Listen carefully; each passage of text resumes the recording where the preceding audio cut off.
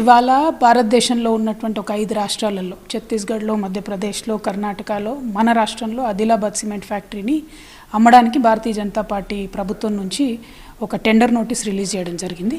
ఇవాళ మోదీ గారిని, బీజేపీ పార్టీని నేను అడిగేది ఒకటే ఒక ప్రశ్న.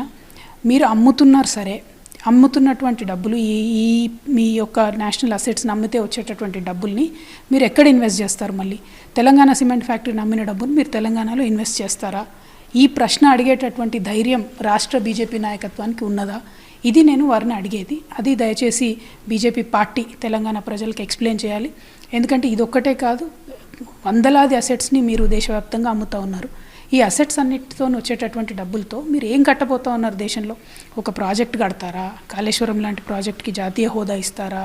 తెలంగాణ రాష్ట్రంలో ఇంకో కొత్త ఫ్యాక్టరీ పెడతారా? మా కోచ్ ఫ్యాక్టరీ ఇస్తారా? ఏం చేస్తారు మీరు? ఏం ప్లాన్ చెప్పకుండా ఇక్కడ ఉన్నటువంటి బొగ్గు గనులను వేలమేస్తాం, ఇక్కడ ఉన్నటువంటి సిమెంట్ ఫ్యాక్టరీని వేలమేస్తాం, ఈ యాటిట్యూడ్తోని తెలంగాణ ప్రజలకు మీరు ఎలా దగ్గర అవుతారు? తెలంగాణ ప్రజలకు మీరు చెప్పే జవాబు ఏంటి? ఇది నేను భారతీయ జనతా పార్టీని వాళ్ళు అడిగేటటువంటి ప్రశ్న.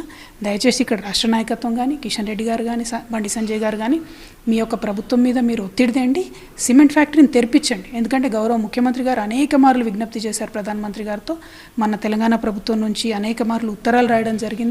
ప్రభుత్వం నుంచి అన్ని రకాల సహకారం మీకు ఉంటుంది, ఓపెన్ చేయండి. రాష్ట్ర ప్రభుత్వం నుంచి మేము మనీ వైజ్గా కూడా ఇన్వెస్ట్ చేస్తామని కూడా చెప్పినా కూడా ఓపెన్ చేయకుండా దాన్ని క్లోజ్ చేస్తున్నటువంటి పరిస్థితి ఉన్నది.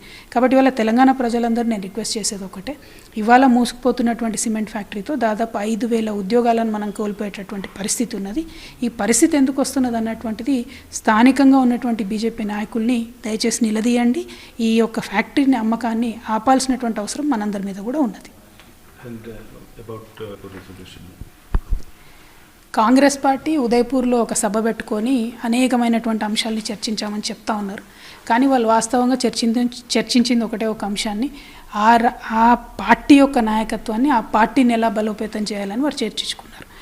అందులో అన్యాయం ఏంటంటే, దౌర్భాగ్యం ఏంటంటే, కనీసం ఎక్కడ దేశం గురించి చర్చ కానీ, దేశంలో పెరుగుతున్నటువంటి నిరుద్యోగం మీద చర్చ కావచ్చు, దేశంలో పెరుగుతున్నటువంటి ధరల మీద చర్చ కావచ్చు, ఇవాళ ఉన్నటువంటి పరిస్థితుల మీద చర్చ కావచ్చు, అది చేయకుండా కేవలం వాళ్ళ పార్టీ ఎట్లా బాగుపడాలని మాత్రమే చర్చ పెట్టినారు. అంటే అదొక పొలిటికల్ డిస్కషన్ తప్పితే ప్రజలకు సంబంధించినటువంటి డిస్కషన్ కాదు.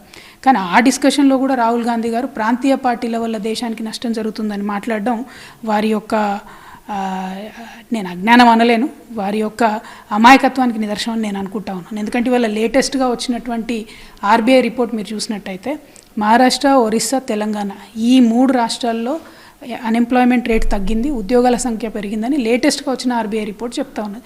ఈ 3 రాష్ట్రాల్లో కూడా కాంగ్రెస్ పార్టీ నాయకత్వం లేదు, ఈ 3 రాష్ట్రాల్లో కూడా బీజేపీ పార్టీ నాయకత్వం లేదు. మహారాష్ట్రలో అంతో ఎంతో వాళ్ళది ఉంటే తోక పార్టీలాగా కాంగ్రెస్ పార్టీ మిగిలిపోయినటువంటి పరిస్థితి. మరి ఇటువంటి సందర్భాన్ని చూసి చాలా క్లారిటీగా ప్రజల మధ్యలో ఉంటూ, ప్రజల యొక్క మన్నను పొందుతూ, ప్రజలతో ఎన్నుకోబడుతున్నటువంటి ప్రాంతీయ పార్టీలను రాహుల్ గాంధీ గారు విమర్శ చేయడం అన్నది హాస్యాస్పదంగా ఉన్నది. ఇవాళ రాష్ట్రాలలో ప్రజలు వీళ్ళని సపోర్ట్ చేస్తూ ఉన్నారు. రేపు పొద్దున దేశంలో కూడా తప్పకుండా ప్రాంతీయ పార్టీలదే హవా నడుస్తుంది. ప్రాంతీయ పార్టీల నాయకత్వంలో ఉన్నంత క్లారిటీ నేషనల్ పార్టీ లీడర్స్లో లోపించిందన్న విషయం ఇలా ప్రజలు గమనిస్తూ ఉన్నారు.